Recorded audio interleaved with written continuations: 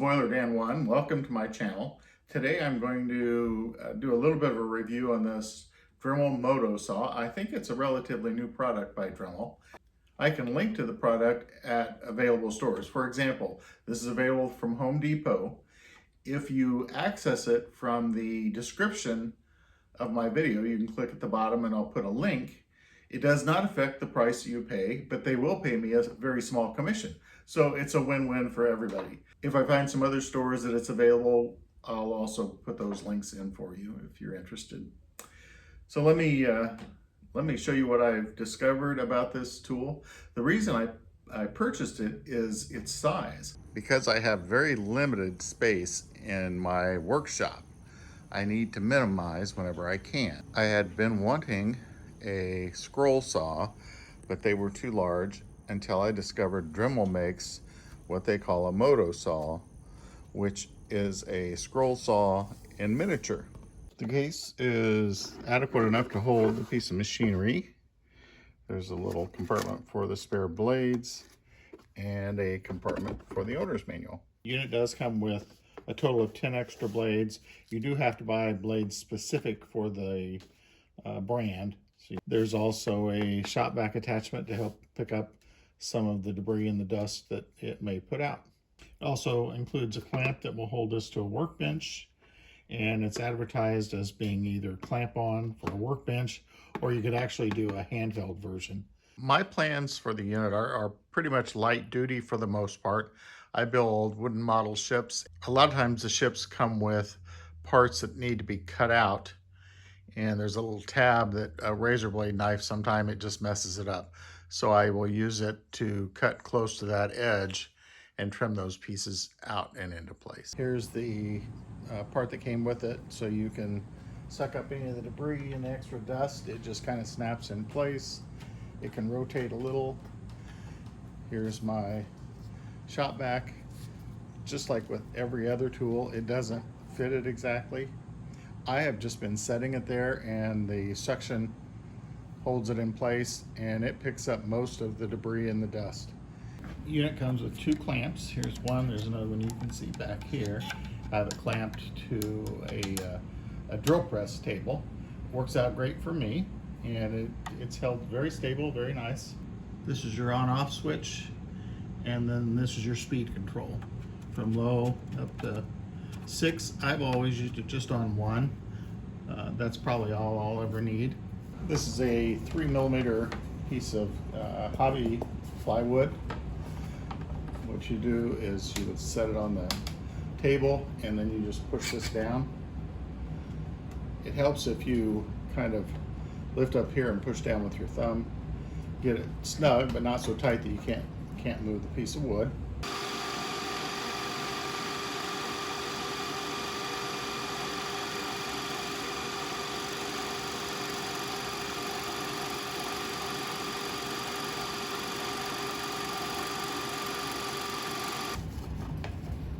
And there's just a little bit of debris on the wood top surface. The rest was all taken out by the vacuum system, and got a pretty good cut.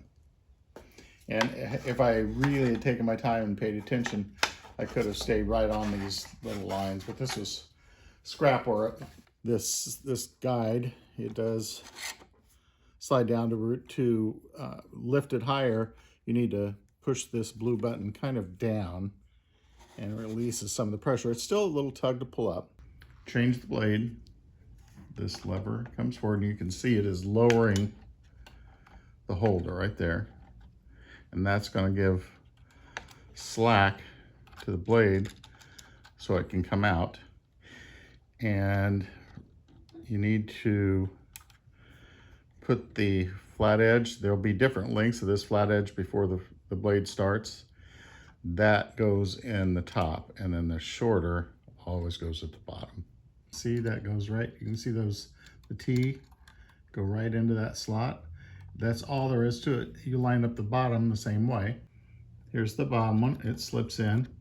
You can see the groove that it goes in, but it's real loose, so if you take the knob, which I'm not going to show on camera, but as you flip back the locking blade, it starts raising the blade. See it raise? Once you get both of those cross wires in place, you take the lever and just slide it back into its original position. It locks in place, it locks the blade in place, and it sets the tension to the right amount. From the front of the cutting blade to the back, you're going to start running into trouble at about 10 inches. Don't know that I would use it for this, but you're just under 2.5 inches, so safely 2 1/4. The thickness that you could cut conceivably is just under 2.5 inches. Be safe, go 2 1/4. I don't think I would cut something that thick with this particular saw, but that's the limitations of it. The table is a total of 8 1/4 inches wide. Total length is about 16 1/4. Because of what I work on are small pieces and parts for the ships, I usually don't even have to move this. I can still operate my drill press and the small items in this work area here. So it has turned out to be a nice accompaniment to my micro mini wood shop. I decided I would go ahead and do the ultimate test. This is an old-fashioned full-size 2x4. Measures 1.5 inches by about 3.5. Good quality. I think this is recycled, premium 2x4. So I'm just going to cut this end off and we'll see how it does. I think this is the widest blade that comes on it. So I'm going to get the shoe down on the 2x4. Let me get my vacuum turned on and we'll start it up and see how it does.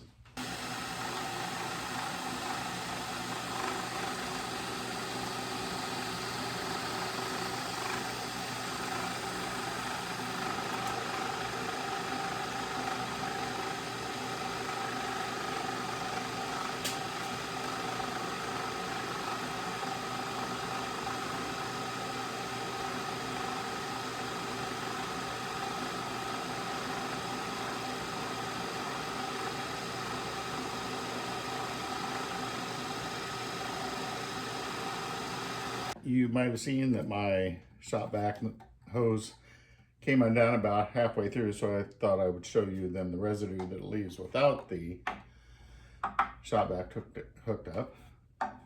I did have to go slow, and you see I stopped partway through and adjusted some things. I did end up putting the speed level up to 3 instead of 1, but this is really old and dry wood, and like I said, it was premium, pretty nice cut, but that's not what I'm going to use it for. I don't think that's what it is intended for. That concludes my overview of the Dremel Moto saw. I hope you found it helpful. I'll be featuring some other videos on some of the tools that I have in my woodworking shop. I say woodworking shop, it's a very small area in the corner of my garage. Mostly, I make wooden model ships, which is a great hobby, and I have some starter videos as well as some pretty extensive shipbuilding in that series. So if you want, check it out sometime. This is Boiler Dan 1, and as always, thanks for watching.